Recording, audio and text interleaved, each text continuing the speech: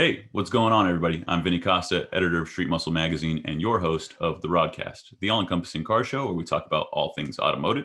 Today, I'm joined by my co-host, Greg Acosta, editor of Engine Labs and the all-around tech guru. What's up, Greg? Not much, man. How are you doing? I'm good. It's a fabulous Wednesday, I think. This whole working from home thing's kind of got my days messed up. But yeah, it's a beautiful Wednesday. The sun is shining through the window. And we're getting ready to record another episode of the RodCAST, man. Episode 41, to be exact. Yeah, dude, that is, I don't know why, but it seems like as soon as we started putting fours in front of it, it hit me. It's like, wow. I mean, like, it's not like 39 and 41 is that big of a difference, but yeah. It's pretty cool, man. It's a, 40, I guess, would be the milestone, right? But like anything beyond that is, I mean, that's pretty cool. I can only imagine once we reach 100 episodes. Maybe we should do something special for episode 100. Oh, or absolutely. 50. Well, yeah, 50 is weird because it's not quite a year because it's only, 52 would be a year. But 52 is a weird, I don't know. We got to do something fun. 100 for sure. Yeah. But well, I'm not going to lie. I'm looking forward to the Christmas episode. Like I'm getting I'm getting ready to order some stuff off Amazon. We can call them props, I guess. It's going to be fun. That's all I'm going to say. There you go. Well, this episode should be airing the day after Thanksgiving. So if all goes according to plan, should be up after Thanksgiving. So I hope Black Friday. That's Black right. Friday. Yeah. Today should be Black Friday. So rock on. Make sure you get your deals. I know I'm already on the hunt for my Black Friday deal. I'm looking for one. Couple days will be Cyber Monday. Cyber Monday never seems to work for me. Like, really? Yeah, nothing I want is ever like Cyber Monday. I don't know, man. Maybe I'm all like online shoppinged out from just being home all year. Yeah, just kind of. That's true. Amazon, you have enough of my money. Right. Like I'm looking for one thing, and if it comes before, after, or whatever, I don't care. I'm just wait. Is it that like full scale replica lightsaber? No. Oh, okay. What is it?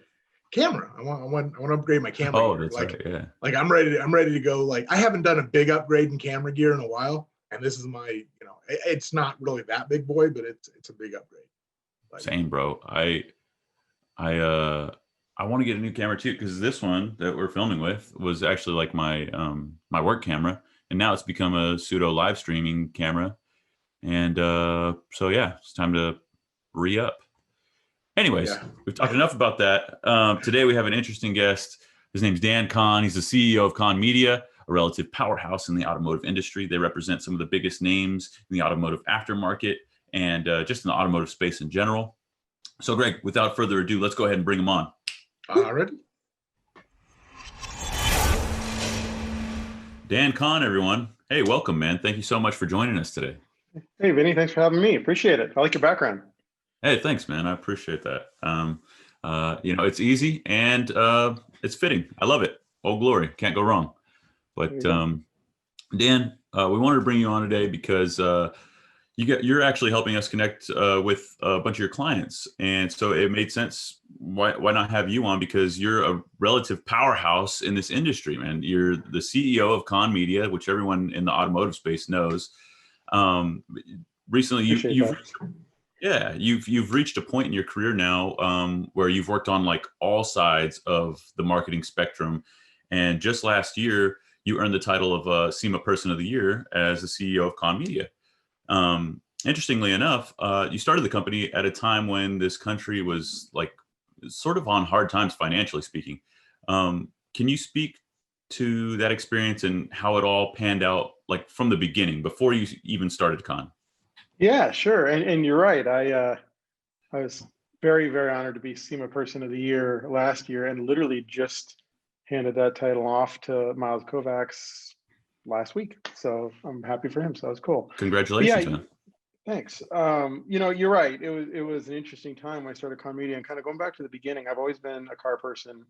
I grew up in a car family. My grandfather was kind of like he was like a Great Depression era car guy. So he was into like restored stock Model A's and things like that. Like he wasn't really into hot rodding. just because when he was growing up, he didn't really have any money, but he liked cars.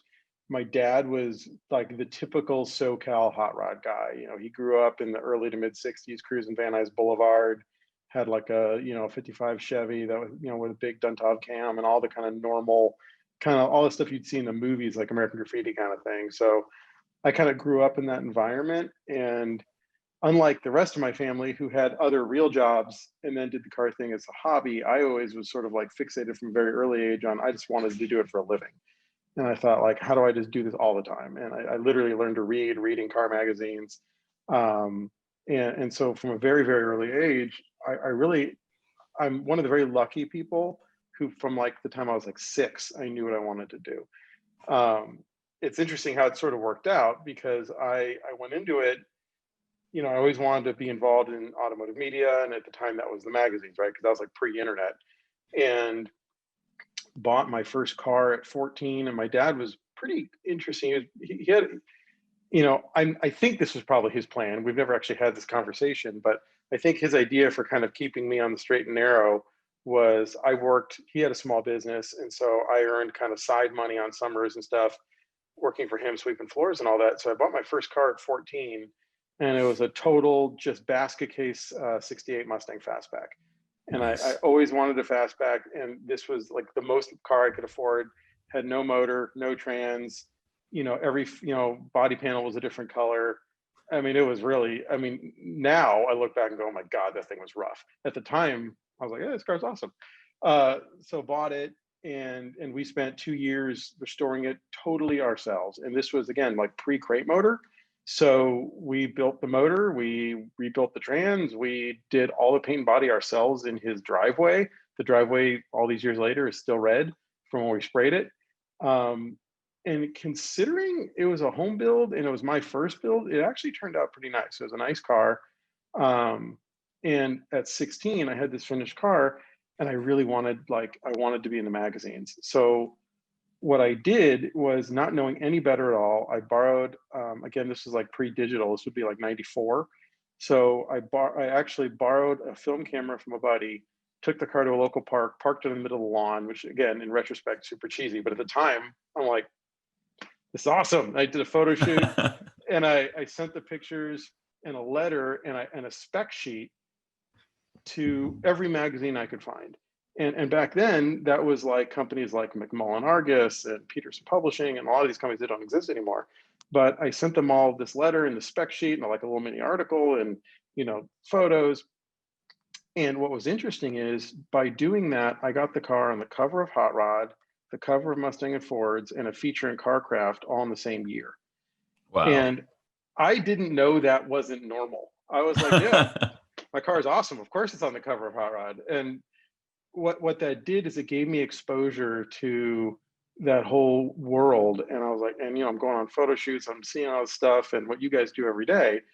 And I fell in love. And I'm like, this is so cool. I want to do this.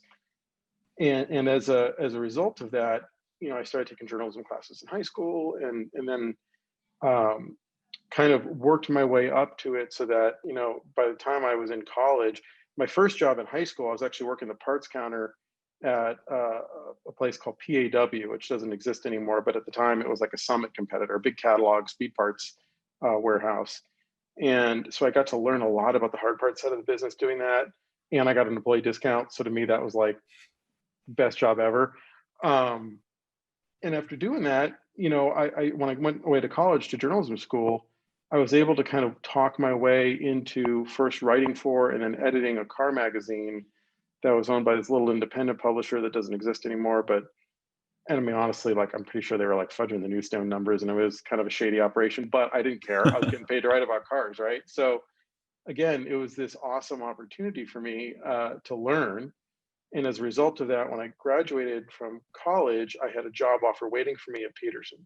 So I got to be a staffer at Rod and Custom for a short period of time before all the mergers and acquisition stuff kind of changed everything. I was on the 11th floor of the Peterson building on Wilshire. So I'm there with the guys from CarCraft and Hot Rod and, all these guys like Jeff Smith and like Gray Baskerville, who was like my idol. I worshiped him.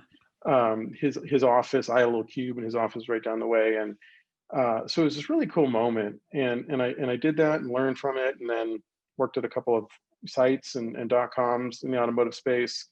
After that, again, just trying to kind of learn and see, once I kind of figured out the print thing, I thought, okay, well, the web is important and I need to learn that. So I went to Edmunds and a couple other sites and learned that, and then fell into PR kind of by accident, where I left Edmunds after a couple of years just because I got burned out. It was just, the .com thing. They really ran that thing like a startup, even though it wasn't a startup.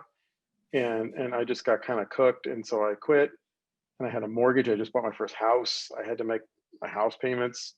And a friend worked for a small motorsports PR agency and said, well, come work for us, and you can write and you can figure out the pitching thing, and, do that until you get your next journalism gig. And I liked it. And so I did that for a couple of years, and I went to a bigger agency and worked on bigger accounts, including some OEM stuff for a couple of years. And then, like you kind of mentioned at the start of this thing, it was '08 and the economy was like exploding. And my wife was getting an MBA at the time, and I had already started an MBA program, except her work was paying for hers and I was paying for mine. And and I don't mean to knock the MBA thing. It's a great thing for a lot of people, but for me personally, I'm more of like a hands-on learner than like a book learner. And so I'm in there, and I was kind of struggling a little bit, and it was super expensive, and I'm taking on all this debt, and I was doing it after hours while I was working at this other PR agency. And I thought, I could keep doing this and pay these academics who don't appear to know that much about business. They just like talking about it in a classroom setting, or I could write a business plan for my own thing and try it. And I'm either going to learn a lot and make it work, or it'll fail and I'm still going to learn a lot, and then I can go get another job. And that was sort of the genesis of what became Kahn Media, was that sort of idea that we could take sort of traditional PR practices and blend them with what was at the time a fairly new thing, which was sort of digital marketing, into sort of this hybrid agency and apply it to the automotive industry. Do you think making that leap during such a difficult time has helped the company become and remain a success, like sink or swim, or how did you adapt to that? Yeah, absolutely. That's a great question. And, it's funny because I feel very strongly that starting a company in a recession like I did completely laid the blueprint for what we are. And I think, it forced me, and I was in a very unique position at the time in my life where, my wife was still in that same MBA program and she was working full time. So she was like gone 12, 13 hours a day. And I'm trying to do this startup thing from this spare bedroom in our house. So I basically had like all the time I wanted. And it was, like you said, it was completely do or die, sink or swim. And the thing that was an opportunity at the time was I figured out that, especially in our industry at that time, because, that 08, 09 Great Recession thing really hit the aftermarket pretty hard. And sort of the agency I'd been working for just prior to starting Kahn Media it was automotive, but it was more kind of high end, like OEMs, like, Aston Martin and, bigger car companies and things like that. And not as much in the aftermarket. My heart was with the aftermarket. And part of what I like about the performance industry and the aftermarket is it's a lot of entrepreneurs and sort of innovators and engineers and garage tinkerers, where it's like, look at like going back to the beginning, like Vic Edelbrock and Ed Iskandarian. And these guys aren't like trained businessmen. These are just like people with like, hey, I've got an idea for how to make a little extra horsepower, and I'm going to engineer my own cam grinding machine, start grinding cams. Let's see if we can figure this out, right? And that's what I love about our industry. But as a result of that, those guys are hit even harder by things like a recession because they're not necessarily equipped to deal with it. And so for me, that provided a lot of opportunity to kind of come into those types of companies in the aftermarket and say, hey, I'm just a one-man show at the time, and I'm running lean, and maybe I can help, and we can get really, really kind of use guerrilla tactics and try and help you sell some more parts and connect with more people and figure out a way to sort of grow your business despite all these challenges. And it forced me to grow in a way that was really sort of results oriented. And then as things got better, the company grew, and as time went on, we grew. And with what's happening right now, it's actually been really interesting because it's sort of a head trip, because it's like this time warp back to those old days that it's like, oh, hey, I know how to do this. I can run lean. Let's do it. And so it really kind of, it was like boot camp the first time. So now that we're in kind of round two, it's like, okay, we know what to do. We just have to do it. Yeah, I was going to ask you about that. What parallels do you draw from your own experience when you started up Kahn Media and the companies that you represent now dealing with this pandemic? I mean, you mentioned just a second ago running lean. What does that look like, and how are you guys adapting? So it's interesting because in some ways it's very similar, and in some ways it's very, very different. Certainly everybody has sort of kicked into sort of hunker down survival mode, myself included. When they first announced kind of the lockdowns and stuff all the way back in March, something like triggered in my brain, and I'm like, okay, like we know what to do. And we kind of got the team together and said, hey, we're gonna kind of have to really buckle down, and we're gonna have to really focus on just taking care of our clients and driving results. And in a lot of cases, probably half our clients called us up and said, hey, I need to kind of, cut our fee or pause paying you or late pay you. And in literally every case, we said, look, we're here to be your partner. We're just going to keep working our butts off. And when you can afford to pay us, pay us. And until then, we're just going to make it work. And in every single case, not only did things work out for those clients, but they made us whole in the long run and everything. It's a partnership, and you've got to be a good partner when the chips are down, not just when things are good, right? So in that sense, things have, we kind of knew what to do, and we knew how to do it. And we also had to get super creative. One of the ways our industry has been changing a lot in the last couple of years is more and more manufacturers are now selling direct. And there's positives and negatives to that, right? I mean, we really like working with, the distributors and the big retailers, and those are important parts of our industry, but some of these companies want to keep working with them, but also sell parts right on their own website. And so if we can help a client do that, we certainly will, because if it keeps them afloat and alive during a tough time, then we'll do what we got to do. So that really forced us to get creative with sort of that kind of consumer facing side of marketing with the speed parts companies and with most of our clients.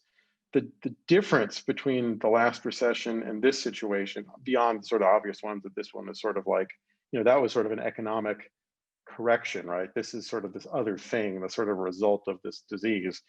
But the other difference is, I remember like the 2009 SEMA show was crazy. Because we're all used to normal SEMA show, and in 09, you show up and it was weird. There was like half the crowd density that you were used to. And there was a pretty profound economic impact on the industry that was bad. It hurt the industry. The difference now with the pandemic, and I didn't expect this, I don't think anybody did, is I remember meeting with my guys in March when they first announced this whole thing. And I went, okay, I went through this before, get ready. Sales are going to plummet. This is going to be a crisis. We have to help everybody however we can. Kind of the opposite happened, where when you lock a bunch of car guys up in their house, and for the most part, they generally are able to keep their jobs. They're just working remote, but they can't leave. You force them to spend 24/7 with their wife and kids, which is generally a good thing, right? But you kind of, you need a break. What do? You go out to the garage and you work on your stuff. And as a result of that, part sales have been off the charts, and most of our clients have had unbelievable, month after month after month of record sales. I have friends who work in like the mountain bike industry. They say the same thing. I have friends who work in the firearm and tactical industry. They say the same thing. That's maybe for different reasons, but there's like hobby things that are just exploding, because if you tell everybody they can't leave their house for a year, they're going to just lean into their hobbies. And so that's been a real, it's been a blessing. I feel really bad for people that are in like, fast food or hospitality where they're really hurting. So right. We're fortunate, I think. Totally, man. Like you, I think we all had the same expectations going into the beginning of this year. Like, oh man, this is going to hurt. But yeah, all the clients that we work with, they're doing really well. And that's fantastic, man. I know that you guys represent some of the heaviest hitters in the industry. You have this new challenge to contend with. What can you tell us about some of the things you're doing specifically? I know we spoke off camera a little bit about like some museums having like virtual experiences and things like that. How are you guys helping companies that don't sell a hard product like that? Great question. So, you mentioned museums. So, like as an example, we've been sort of the PR and marketing arm of the Peterson Museum for a long time now, like 7 or 8 years, and love working with those guys. And we're pretty close with their whole sort of team. And that is a physical museum. The way they make most of their money, they're a nonprofit. And the way they keep the doors open and the lights on is by selling tickets. So when this whole thing happened, it was interesting because they were forced to close just like everything else in most of the country, and especially in SoCal. And early on, maybe a month into the pandemic, we got word that Monterey Car Week was going to cancel. And we do a lot of stuff. So the Peterson has a big presence in Monterey Car Week, but we promote probably half the events of Monterey Car Week, things like the Quail and McCall's and some of those other events. We're heavily involved in the Rolex reunion at Laguna Seca. And so I got on the phone with the management team at the Peterson and said, hey, this is terrible for the hobbyist, but there's also an opportunity here for the Peterson. And they had already started kind of leaning into some, they were doing some video of some of their exhibits and doing kind of, they had this big museum full of bitchin' cars and, got to do something. So they had Michael Bodell, their kind of head of operations, had already started producing some YouTube content. And we said, hey, why don't we do our own virtual car week? And we kind of worked together as a team and we wanted to make it free. And we didn't, some of these virtual platforms are cool, but they can be a little clunky. And so the idea was, how do we make this as accessible as possible? And the reality is everybody pretty much in the country has a smartphone with YouTube on it or internet access. So it makes it a lot easier. So we actually curated a week of content, and it was multiple hours a day for 5 days. That was generally kind of thematically similar to Car Week, where we had one day that had a lot of different vintage racing and vintage motorsports content. And we worked with both kind of Rolex Reunion and the Sonoma Speed Fest, and we took archival footage of past races and we showed entire heats and a lot of like vintage Trans Am racing, and we streamed all of that with narration. It was super cool. We did actually a couple of virtual concours where we basically told like some of the best collectors in the world, hey, go out to your own garage and you can't leave your house, so just use your phone and just turn it horizontal and start recording video and show us your favorite car and tell us why. And we had guys like Ken Ligenfelter and like pretty serious hitters out there, like, and Bruce Meyer. And I'm like, these are like collectors with some pretty amazing cars, just saying, hey, this is my car, and this is why I like it, and this is why it's cool. We had Jay Leno do some stuff. And so we had kind of thematic content every day that people could watch, and it was all free.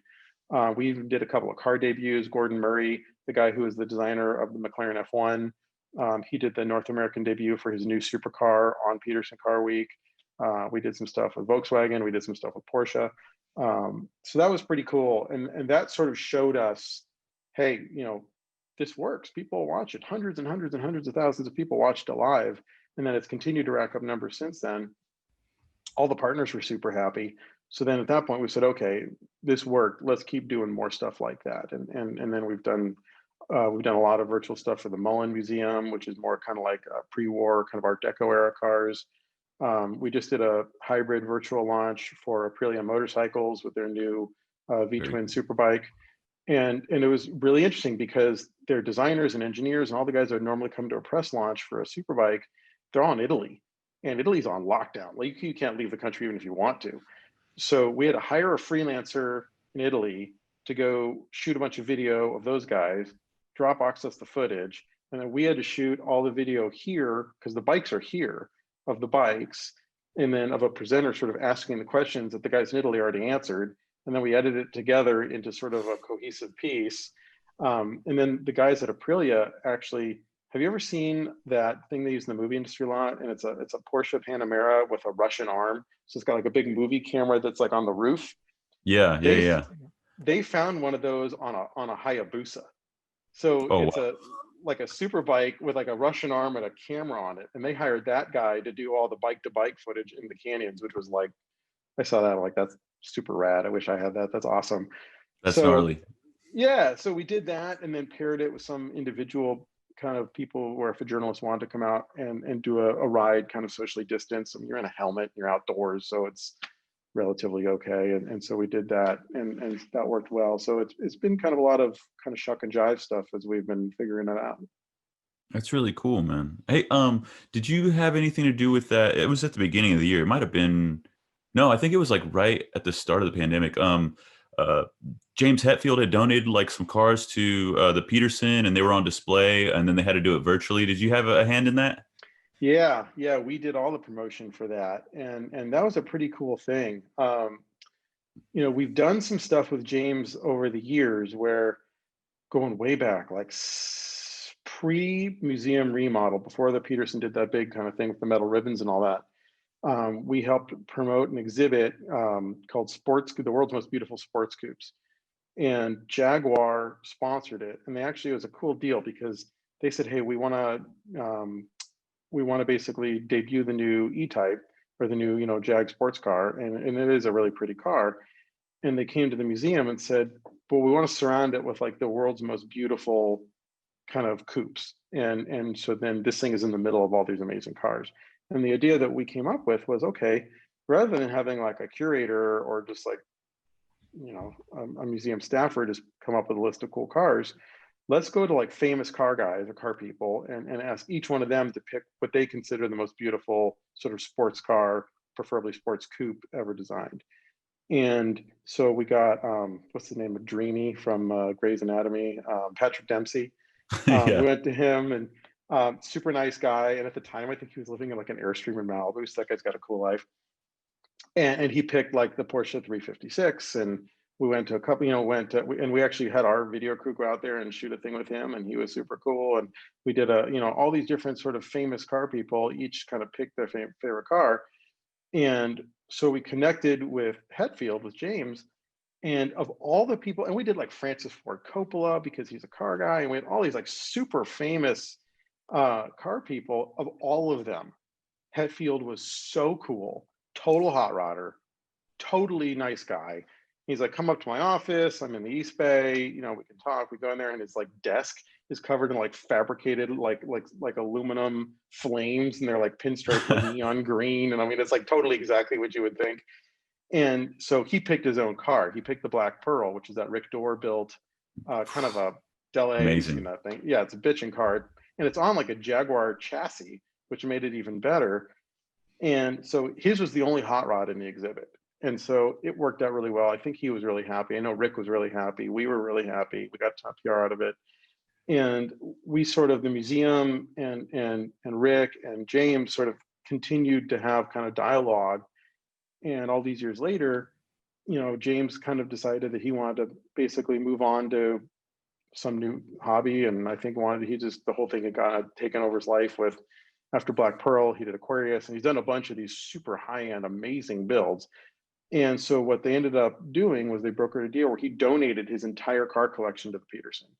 And the caveat, which to me was like a total win, I think it's great, is he said, look, I'll donate the cars, but they always have to stay together.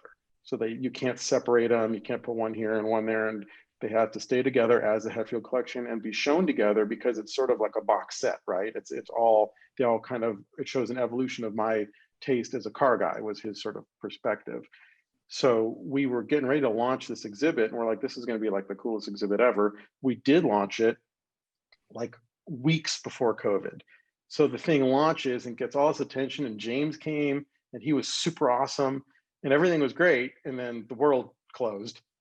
And then we said, okay, well, we're gonna have to do something with it. So we had to, kind of pivot to digital and do a bunch of video content. And I'll give you the sneak preview. This hasn't been announced yet, but that is still on display in the museum. It will be on display when the museum reopens. And at some point, that exhibit will very likely probably go on the road. So you'll be able to probably see it in other towns. So Very cool. Dude, yeah. that makes me so happy. I mean, obviously, I'm a huge car guy. I'm, editor of the magazine, but I'm a huge Metallica fan as well. And to hear that about him, man, I'm stoked. That's cool. Yeah, he could not have been any nicer, which made me happy, because so many of those guys are not the nicest people. And he was really cool. That's awesome, man. And it brings me to another point that I wanted to ask you about. And that's, when you started the company, you were on your own, like you mentioned, but you had a lengthy career working in this industry. How did you build upon those contacts that you had to, eventually grow the company, hire more people, and become this, this big entity within the the automotive space now? Good question. I try to just, when I started the company, I basically was just a guy with an idea. And I was fortunate that I had some friends I was able to call on. And so like John Hotchkiss from Hotchkiss Suspension was client number one. And within a week or two, Redline Oil, Cameron Evans was running it at the time, who was also a former magazine guy. He was the editor of Popular Hot Rodding back in the day. He was client number two. And basically I called him up and said, hey, I've got this idea. Will you meet with me? And I think I can help you. And this is sort of a different model. And they jumped on board. And so from kind of day one, the whole point of the whole exercise was I was sort of religious in my sort of devotion to just honor your word, do exactly what you say you're going to do, follow through, don't burn bridges, work your butt off. And just don't be that guy who says you're going to do something and doesn't do it. If you say you're going to do something, you got to follow through. You got to do it, and you have to deliver results. And honestly, the funny thing is, I didn't make a nickel on this thing for like 3 years.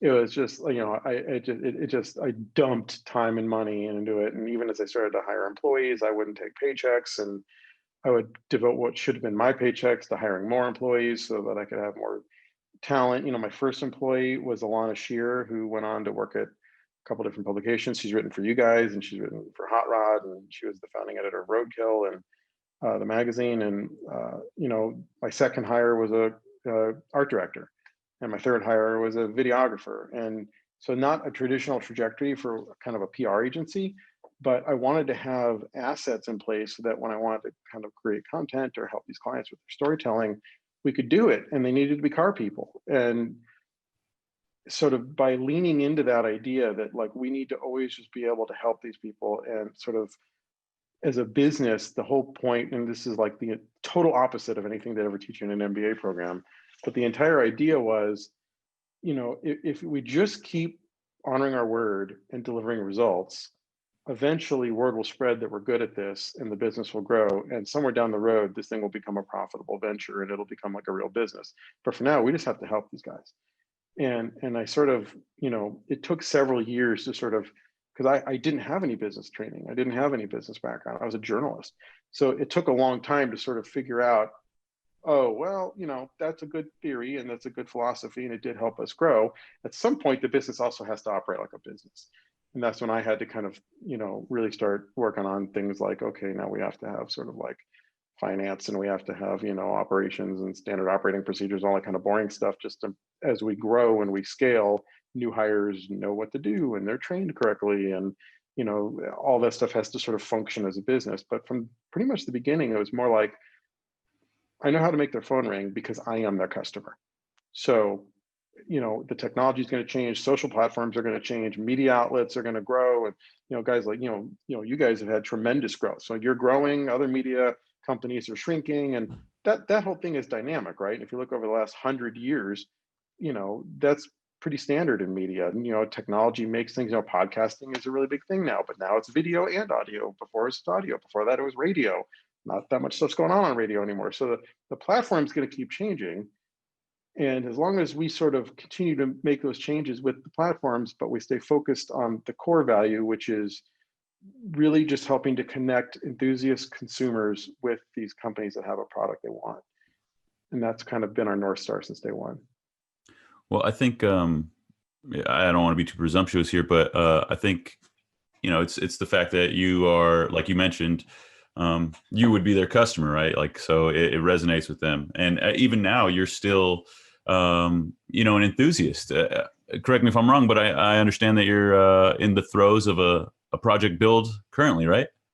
Yeah, I just finished. I I have to sort of regulate myself because for a while things were getting crazy and I had multiple builds going on at the same time, and that got a lot of control. So now I'm trying to stick to one at a time. So yeah, my last thing, I always wanted a mild custom. I always thought those were cool. And so I built a bullet bird, a 62 T-bird, and slammed it and shaved it and did all that normal stuff and had that for a couple of years, and it was fun, and sold it. And then it was kind of, I've always wanted a Cobra. I grew up kind of around Cobras. My uncle was in the Cobra Club and had a couple of Cobras, and one of my dad was young, he and his friends had like real Cobras back before they were worth ridiculous money. Yeah. And so, I've seen all these pictures of them with, like, 427 streetcars and 65 GT350s like parked on the street in front of the house. And there's like, because it was just like a car, they didn't know what they were going to turn into. And so I really wanted a Cobra. Obviously, I wasn't able to afford a real deal CSX car just because those are pretty, even if you can have one, you probably don't want to drive it very hard. Yeah, exactly. So I've been kind of looking for a while, and I really wanted a 289 FIA. That's, in my opinion, the best looking of the body styles. And I found a car that was originally built for Reggie Jackson by his nephew. And it's an ERA, which is a company out of Connecticut that does a really, really, really nice replica. So the body lines are perfect. It's, all independent suspension and inboard brakes, and it's all, it's all the correct stuff. And they're about the most accurate of the replicas you can get. And it was interesting because Reggie's nephew built it for Reggie. Reggie had it for a little while and then sold it to Barrett Jackson, to the guy I got it from. And the guy I got it from was like the nicest guy ever, but he was a pretty big guy. And I don't think he fit in the car because he owned it for like 7 years and only put like 100 miles on it. Oh, wow. And yeah, and so when I got it, it was a nice car, but it had been kind of neglected. It had been sort of sitting uncovered in a hangar for like 6 or 7 years. So I got it, and we pulled the drivetrain out, freshened up the motor, new trans, new clutch. Centerforce got me a nice clutch, and American Powertrain hooked us up with a 5-speed, so that made it a lot more drivable. Put a different interior in it, did a lot of paint work on it. Fabricated a new exhaust system for it, and really just kind of cleaned the whole thing up. And it's cool. It's all done. And honestly, it's pretty mild. It's only like 400 horsepower, but it only weighs like 2,200 pounds. So it still hauls butt. And it's fun. My kid loves it. And, it's fun to go beat on it. And it's a replica. So you can do that and don't have to worry about it. And it's cool. Dude, that's fantastic. What color is it? It's black. Black. No stripes? It's got just the hash mark stripes over the driver's side fender, and then it's got meatballs. And sort of, in my opinion, my favorite Cobra of all time is owned by a guy named Bruce Meyer, who was the founding chairman of the Petersen and like probably the most prolific car collector. There's guys with bigger car collections, and guys with probably more extensive or maybe more like make specific car collections. But in my opinion, if you like American hot rods, Bruce has probably the coolest car collection on the planet. He has some of the most important hot rods. He's got like the original SoCal belly tanker. He's got the Pearson Brothers coupe. He's got the Greer Black Prud'homme, front engine Hemi digger. His stuff is like out of control. And he has CSX 2001. So it's the very first production Cobra. Shelby's CSX 2000 was the prototype, and that was the one that was real rough that sold at auction a couple years ago for a ton of money. Bruce's car is number one. It's the first production car. And at some point in its life, it was rebodied as a 289 FIA. And then when he restored it, had it turned into basically an FIA body. So it's got the big kind of big, fenders in back with the big tires and the narrow front end. And then he put a street car interior in it. So I basically kind of cloned his car, because his car is, in my opinion, like the prettiest car ever, but it's, it's like priceless. So, although to his credit, he drives the crap out of that thing, which is part of what makes him awesome, because he's got this like priceless Cobra and he's out there beating on it. So that's pretty cool. So I basically kind of knocked his car off. That's fantastic, man. Well, I can't wait to see it. You're going to have to send us a photo so we can throw it up on screen for the audience. Before we let you go, Dan, I want to give you an opportunity to kind of like plug any projects you guys are working on, any clients that you really want to put a spotlight on, anything like that, any shout outs you want to give, what have you. Cool. Thank you. I would say, if, just to start, you can always check out our website. It's kahnmedia.com. Check out all of our social. We try and highlight all of our client content as much as we can. We got all sorts of stuff going on. I would definitely, I would beg your listeners and your viewers to go to the Petersen website. It's Petersen with all E's, PETERSEN.org, or check out their YouTube channel. There's a ton of cool car content on there. We're publishing new stuff almost daily. But they are really under threat right now. And all these museums nationwide, whether you're into art or cars or whatever, war history, museums are getting just brutalized by the pandemic, and the Petersen is no exception. The longer this pandemic goes on, the longer they're closed, the harder it is for them to sort of stay in existence. So check out the site. There's an opportunity to donate if you want to do that. If you want to fill out a petition to say, hey, we think you should reopen the museums, I would encourage you to do that. But these guys are hurting and they could use your help. Right on, man. You said it best. Dan, thank you so much. One more time, man. Thank you. We really appreciate your time, and we hope to talk to you soon. Thanks for having me. It's fun. Appreciate it. Man, Dan Kahn, everyone. What a fantastic interview. He really shed some light on some really cool things that Kahn Media is doing to help, places like the Peterson Museum keep their doors open. I thought that was really cool. He also touched on, what it's been like starting that company during an economic downturn, and how that's, also playing a role in how other companies are operating right now. So we appreciate it. Thank you, Dan. Yeah, it really bums me out to hear about the Petersen, though. I mean, I don't know why. The Petersen name just kind of has like a powerhouse, never gonna, untouchable, infallible kind of feel to it. So now I'm worried. Now I think we may have a new cause, Well, hopefully we can get somebody on from the Peterson Museum. We could talk to them about, any initiatives that they're enacting to try to keep the doors open. If they're really in bad shape, then we certainly want to help them and get the word out, and just, whether that's helping people find their links to go online, or helping them get their doors back open to where we can go in person, even if you're wearing a mask or whatever. So if you're watching this and you're working for Peterson, let us know, man. Let us know how we can help. But yeah, sure. For now, go check out peterson.com and Kahn Media. Yep. But yeah, what a fantastic episode, Greg. And outside of that, we have a really cool segment. You guys liked the last unboxing video that we did. You said so in the comment section. You asked for more. Greg's still working on his LS project. So yep. I guess, do you want to just roll in to this next unboxing segment, Greg? Yeah. One thing I do have to mention, I was so nervous on the first one. I'm not going to lie. Like, you can see it. It's just, I totally forgot to mention the fact that Pilot Engines and Reviva helped me. They gave me the engine. Like, they got me the engine. Like, what, dude? I totally forgot that. I mean, I don't even remember actually filming. Let's be honest. I was. That's my fault, and I kept thinking during that time about asking you about that, but I couldn't remember if we had already addressed that in a previous episode or what. So I never brought it up. But yeah, that can fall on my shoulders. I should have asked you. But yeah, Reviva, man. We just recently published an article about Josh Stahl, the owner of Reviva. And it's a really cool article. You can check it out on streetmusclemag.com, where we do a deep dive into how that company has transformed and some of the things that he's doing. So the company started as a fleet kind of service for Ford, refurbishing like Ford engines, post-war, back in the 50s, must have been.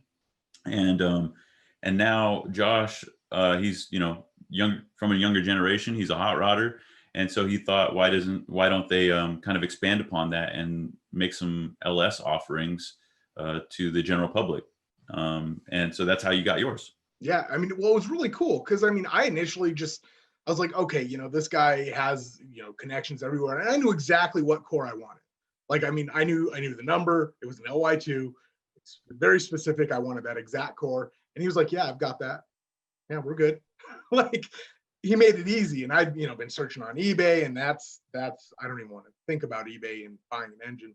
Locally, there wasn't an LY2 to be had. It was either Gen 3 4.8 or something that was $1,700, and I'm not exaggerating.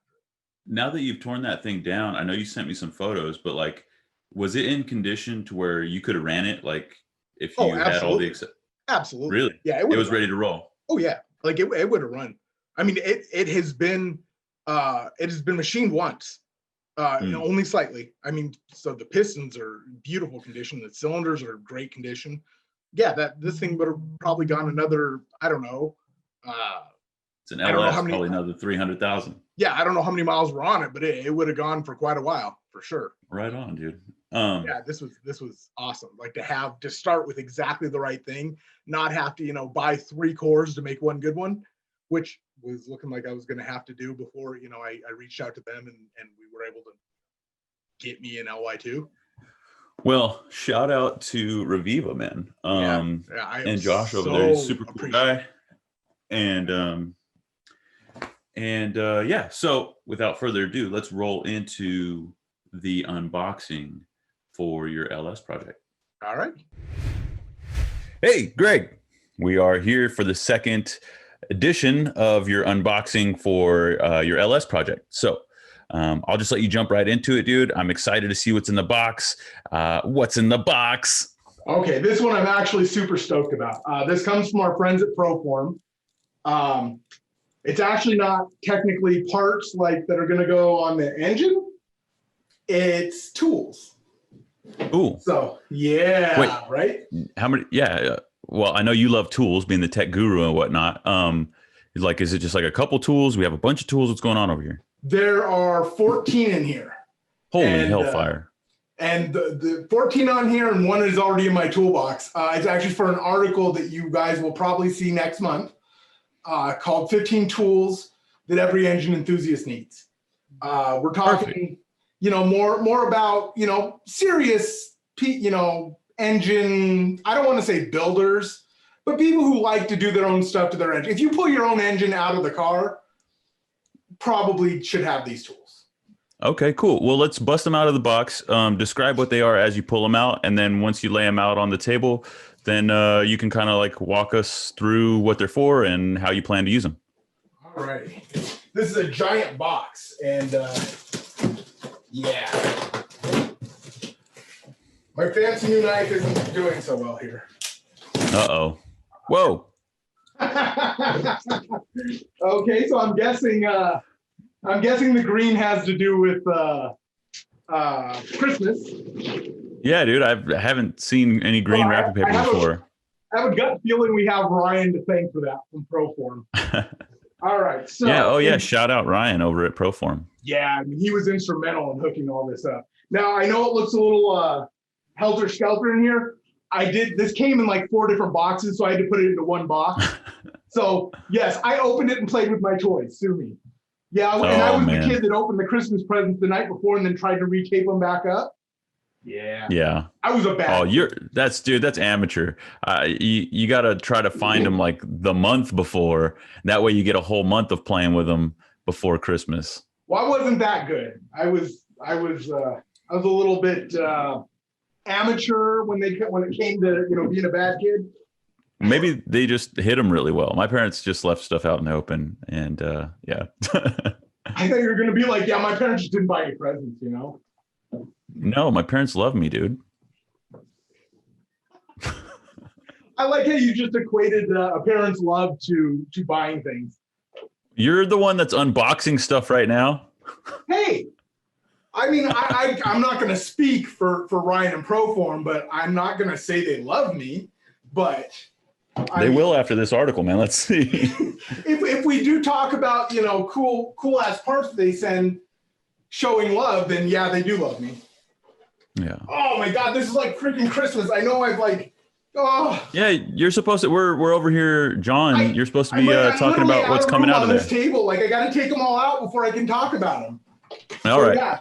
So like, these are literally. There's some tools on here. Like, okay, I'm not gonna lie. That's awesome. Connecting rod vise. Very near. Nice anodized aluminum. Yeah, I mean. All right. Well, let's not get hung up on one thing. Let's get the whole unboxed and then. I'm just saying that's one that's super special. I know it's shiny for a very long time. But like, things like checking springs and check, dude. This is just. I'm sorry, I gotta show you. This is just too damn cool. It's a valve seal installer. Like okay. I know plenty of people who use a socket. Sure. Sorry, I caught some glare on the package when you lifted it up to the camera. It was hard to see. Sorry, it's a valve seal installer. Oh, there you go. I mean, I know a lot of people they'll use sockets and it works, sure, but they make a tool for it. Holy crap! Dude, what is that? Is that a tube? Did you get a poster? What is that? Yeah. Oh, yeah. It's a really cool poster. It's going to be the last thing I pull out because it's probably the most likely for me to break. How do you break a poster, dude? All right. So this, let me see. You see how gingerly I'm holding this? Let me toss this box and we'll get into what they are. Oh, this. Cool. Okay. And it's going to roll off the table. Stay. That would be awesome if you guys got to watch me like completely break my toys. Okay, cool. Well, so now I want to know what's in there. You keep saying you're going to break it. What's in there? Okay, I'm getting there. It is. Oh, look at that. Whoa. All right, I don't know how I'm going to show this properly. Can you see that? Oh, cool. Yeah. It's the measuring device for, yeah.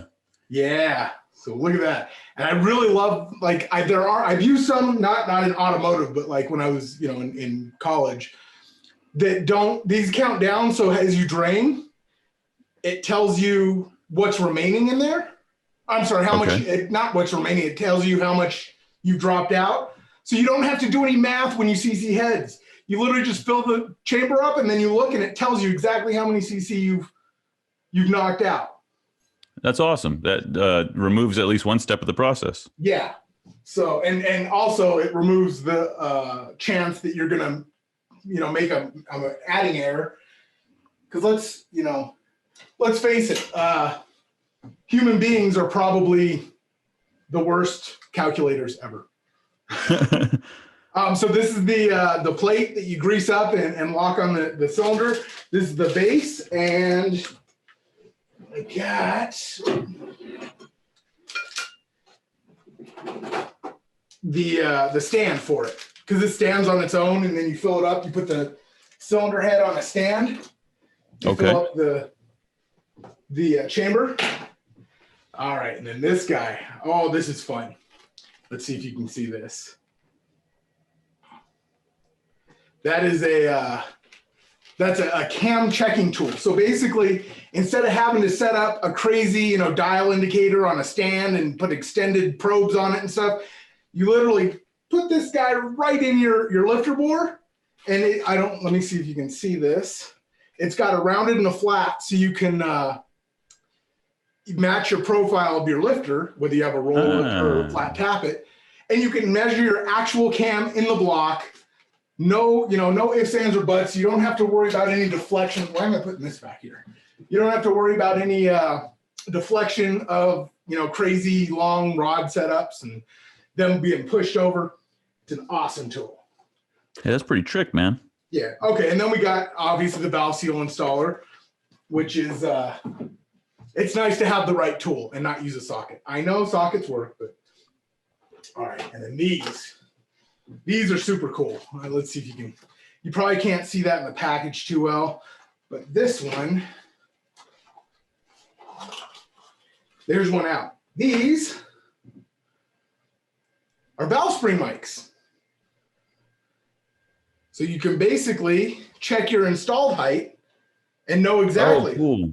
So you know if you need to shim or not, rather than just kind of guessing. And then to go with that, obviously, these are cheap, these are lame, but I love them. They're valve spring checking springs. So they're super lightweight springs so that you can move the valve by hand. You just Yeah, that's not lame. Well, so then what do people use, for that if they don't want to buy that? You have to use a light spring. Just like okay. Yeah, you have to use them. I mean, but it's one of those things that's like, it's so simple, but you don't think about it until you go to check something. You're like, uh-oh. And speaking of checking, then we got this guy, right? Let's see what you got here. This is a checking push rod. I'm still not used to the overhead camera, sorry. Oh yeah, that's like the adjustable one, right? Yeah. So you can sit there and before you order push rods and then check them and realize they're the wrong length, you can check one, adjust to the size you need, measure, and order the right size the first time. That's awesome. That's one of those little trick tools that I love. And then speaking of trick tools that I love, This thing is just, I mean, it looks like it might be the assault weapon of engine tools. Yeah, what do you have, some like nunchucks there, dude? What is that? I would jokingly like go all Bruce Lee, but I feel like I would hit myself in the face or break something. Or this is a main cap remover, an LS main cap remover. So you Very cool. Fit this onto the block, slide these under the little ears on the main cap, and then just whoop, and pop, up comes the main cap. But Greg, I like using my hammer. Well, it still works. You can use your hammer all day long. I choose to work smarter. No, you can't. No, you can't. You shouldn't use a hammer. There's a dedicated tool for this. Yes. And then, like I started to say before, somebody cut me off. Sorry. Was my beautiful anodized, very own connecting rod vise. I've wanted one of these of my own for a very, very long time. It's one of those things that you can't really work on rods properly. I mean, sure you can. You can chuck them up in a vise if you want and be, risk hurting them. But I've wanted one of those of my own for a very long time, and I am very tempted to have Engine Labs engraved on that thing. The thing is pretty. All right, and then we got this. This thing is this is almost medieval. Like, maybe you're trying to get some information and, you will speak to me. No, yeah, right. That's like compressor for cylinder heads off of the short block. You just line up your valve stem here, and then you adjust this to lock up on your valve. And as you squeeze it, this comes down, and Bob's your uncle. You pop out the retainer and the lock, and then you release it, and it comes out nice and slow, and not like the grenade things that we do with coil springs and suspension. Yeah, exactly. So it's nice and smooth, and you don't lose anything. You don't shoot anything across the shop if you've done everything correctly. So that's me saying I'm going to shoot everything across the shop. But yeah, it's heavy duty deal. So it's gonna last for any spring. I mean, I'm not going to be running anything crazy here. It's not like I'm going to be running anything from Spinal Tap. Right. So I mean, it'll handle it all. Oh, and that was another thing I forgot to mention about the valve spring height micrometers. The reason there's two of them, one is for beehive and one is for standard flat coil or cylindrical coil springs. So you got all your bases covered. Yeah. I totally glossed over that, and because I suck at this. It's only my second time. Cut me some slack. No, man, you're doing a great job. All right, and then we got this. This thing is just super cool. It is a crankshaft turning socket. So it literally fits onto the LS. I mean, it is an LS specific part. You put this on you take off your damper or your balancer or whatever you're running, and then you bolt this on in place of it, and you can spin on your degree wheel over here nice and solidly.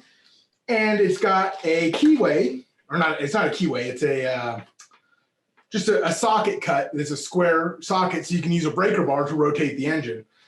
This is just one of those convenience things. Sure, there's a million other ways to turn over an engine before we had these, but again, if they make a tool for it, why not use it? Exactly. And with that, we go into an LS camshaft degree wheel kit. Look at this thing. I mean, I feel like you could like huck this, in an Olympic sport. This is. Yeah, dude, you got a discus there? Jeez. I mean, that's a.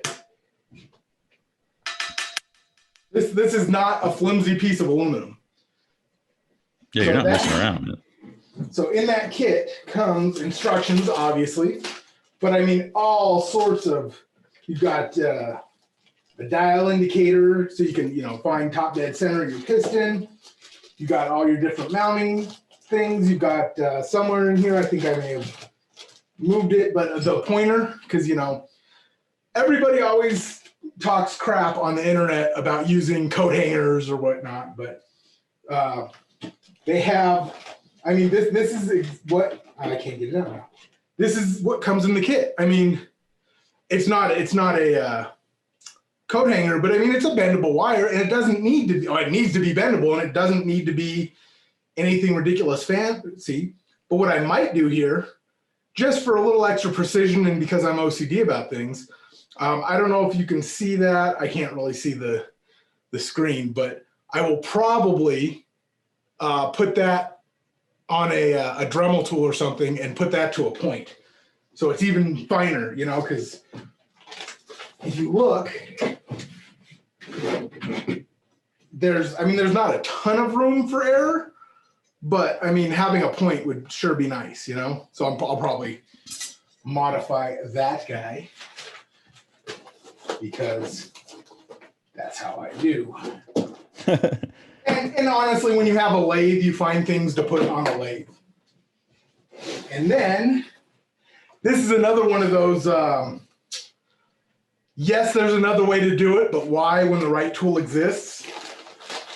And that is this guy. It is, let me open it all the way up.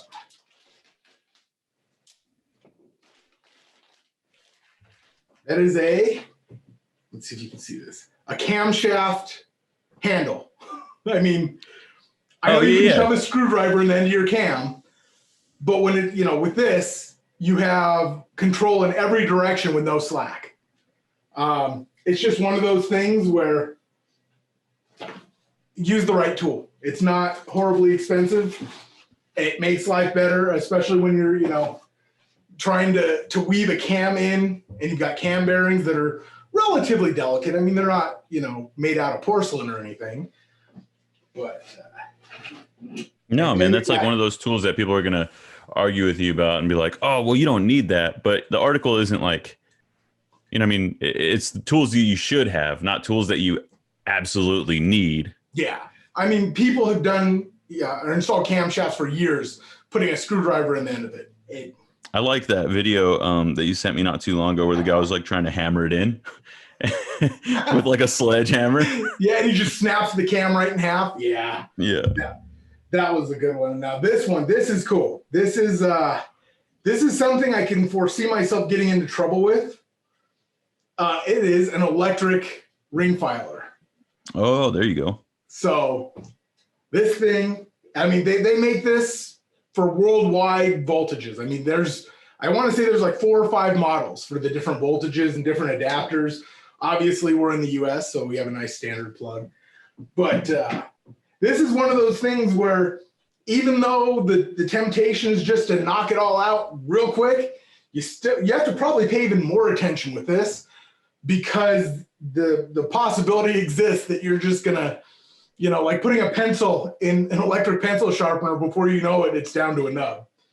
Right. So, but man, I mean, it's going to be so much easier being able to try to control that ring without having to crank. One hand's cranking the wheel and the other hand's trying to, you know, feed the ring. It's going to make life easy. And if I've done my math right, that is 14, but remember I told you there were 15, and that is because... Wait, there's more. Because number 15, I actually bought. Like this, they didn't send this to me. I needed one for an article that's actually up on Engine Labs right now. I needed this for the article, and I obviously believe in it enough to buy it. It's their deck bridge. Oh, cool. The cool thing about Proforms, and I'm not trying to sound like a marketing shill, but because I'm not, I bought this because of all these features. It's got 3 holes, obviously, so you can, you know, vary on the piston location. This was a critical point, and you will see this in the article. These 2 little screws on the side of it make it so that you can put a caliper in there and measure depth. Because oh, cool. All right. The article I was doing, we needed to measure stroke, so we physically, you know, put the calipers in here and measured the stroke of the crank. And then another thing that seems to be like a real pricey upgrade, and I'm not sure why, in the deck bridge world, is magnets. And this one is magnetic, and that makes life super easy, but it's not a huge price upgrade. So I literally bought that before the article. I was like, I need it, I want it, I'm gonna buy it. But that's the 15 items that anybody that's an engine enthusiast needs.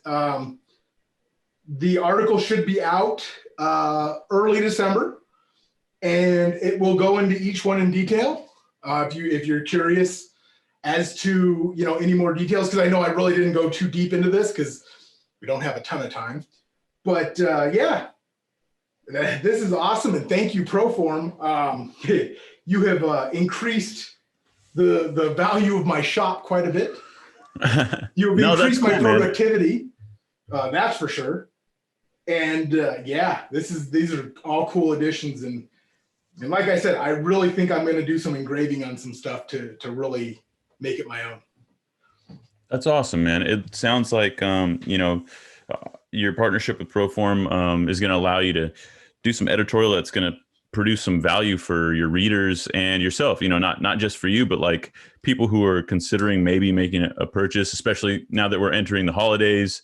You know, things that they say, oh, well, you know, you don't necessarily need that. Well, we just talked about that. And it's like, hey, you might not need it, but if it helps you get the job done more efficiently and, you know, without error, I think it's worth it, man. Yeah. And another thing too is a lot of these, they kind of look a little bit scary. Like, you know, the mics, anytime you say micrometer, I'm sure there's some people that kind of tense up. I'm going to aim to show how easy it is to use, because if an idiot like me can use it, anybody can use it. But it's all about as much precision as you can possibly gain out of your particular situation. You know, it's that whole dial bore gauge versus plastic gauge, right? Like, yes, plastic gauge has worked for tons of people for a very, very long time. Is it the most precise? No. Is it the right way? Well, I can't tell you that, you know? So. Well, I think it's cool, man. And I can't wait to read the editorial that follows. And honestly, I can't wait until you make some more progress on that LS sitting behind you, man. It's been on that stand for long enough. We need to see what's going to happen with it. And I know it's going to take some time because that's going to be a long project for you. But I know your Engine Labs fans will be very appreciative because I have a little inside scoop. I can't share it, but it's a really cool project, man. I can't wait to see it come to fruition. Yeah, I'm excited. I'm really stoked. You know, with the holidays, you know, because yesterday was Thanksgiving. Actually, as this airs, I can probably safely say I will be tearing that down to a bare block because I finally have some time off. But yeah, dude, like I can't wait. It's going to be really cool. Before we go, one last shout out to Proform and all of our partners. Thank you for supplying those tools to Engine Labs and the project. Why don't you tell the people to like, comment, and subscribe? God. All right. Yeah. So with that, let's go ahead and wrap this up. Thank you guys for watching. Obviously, this is an ever-evolving process for us. As you can tell, we're on YouTube now. And so make sure to like, comment, subscribe, ring the notification bell. If you find us entertaining. If you don't, by all means, just ignore us. But you must subscribe. Yeah, listen to Vinny. Vinny's, you know, telling you what to do. But, check us out on Facebook, you guys. Check us out on all of our social media channels. That includes Instagram, Twitter, the whole deal. Check out all the channels on Power Auto Media. That's Engine Lab, Street Muscle, and all the other magazines under that banner. Thank you guys so much for tuning in, and we will catch you next time, noon Pacific time. And yeah. Oh, check us out on Tuesdays as well. The RodCAST Rewind episodes go up on Tuesday on YouTube. So if you're wanting to catch up on our back catalog and watch some of the episodes that you missed and you're a newbie, go back and check those out. They air every Tuesday, and for new episodes every Friday at noon. Thanks again, guys. We'll catch you next time. Peace.